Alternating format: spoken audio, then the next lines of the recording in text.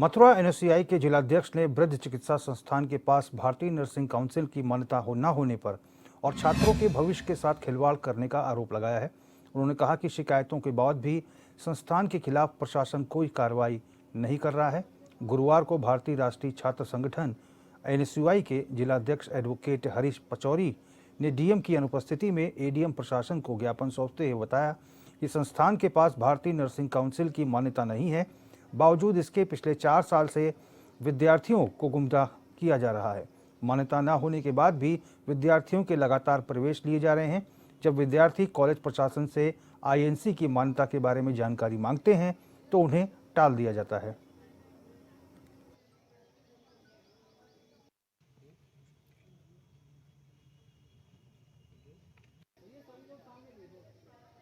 यादव है, मैं एनएसयूआई का प्रदेश महासचिव हूँ।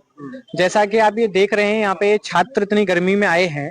इसका कारण है कि एक ब्रिज चिकित्सा संस्थान है, वो लगातार कई वर्षों से, पहले भी मुद्दे आए थे, छात्रों के भविष्य के साथ खिलवाड़ कर रहा है। एक आईएनसी होता है, इंडियन नर्सिंग काउंसिलिंग, जो कि हर मानक में जो चिकित्सा संस्थान होते हैं उन पर लागू होता है।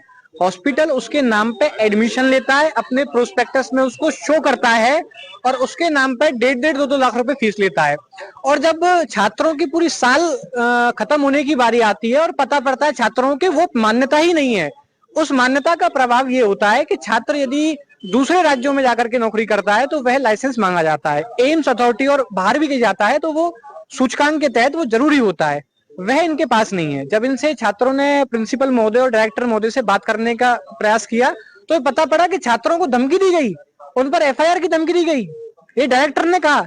और जो प्राचार्य महोदय थी वो साउथ नॉर्थ के नाम पे डिस्क्रिमिनेशन पैदा कर रही थी वहां पे, और आकर के कई छात्रों ने बताया कि उनको इंटरनल के नाम पे फिल कर दिया जाता था और कहा जाता था कि आपके भविष्य के साथ हम खिलवाड़ करेंगे, देखते हैं। तो ये मुद्दा आया है, इस पर जिलाधिकारी महोदय ने संज्ञान में लिया, उस पर 6 सदस्य की कमेटी बनी है, उसी के एवज में आज आए थे। आज जिलाधिकारी महोदय से मुलाकात नहीं हो पाई है, उन्होंने कल का समय दिया है। कल देखते हैं कि उस कमेटी ने क्या दिशा निर्देश छात्रों के भविष्य के लिए दिए हैं। सर, हमने कॉलेज में भी प्रदर्शन किया है 3 दिन, पर कॉलेज वाले हमारी मांगे नहीं सुन रहे हैं, उन्हें कोई फर्क नहीं पड़ता हम कुछ भी करें, इसलिए हम आज यहाँ पे आए हैं डीएम में।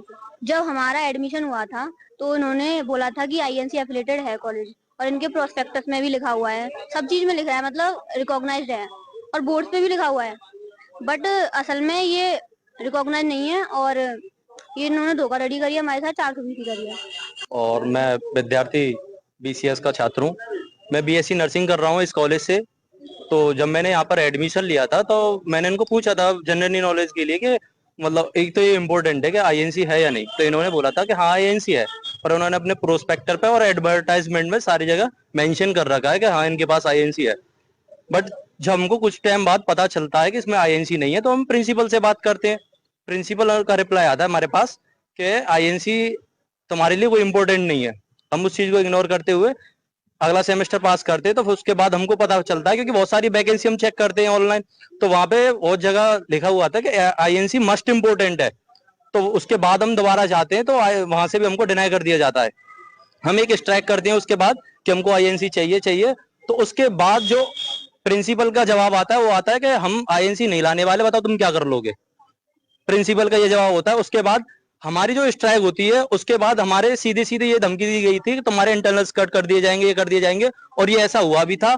हमारा 2nd सेमेस्टर था उस टाइम, जितने भी लड़के थे सबको बैग दी गई थी, बाइक आधा सबको बैग दी गई थी उस वजह से। और तभी अब हम मतलब हमारी 2nd ईयर खत्म होने वाली है, हमारे सीनियर्स हैं, 2 बैच हमसे सीनियर हैं, 1 बैच हमसे जूनियर है। सभी की यही डिमांड है कि हमको बस आईएनसी चाहिए कॉलेज से।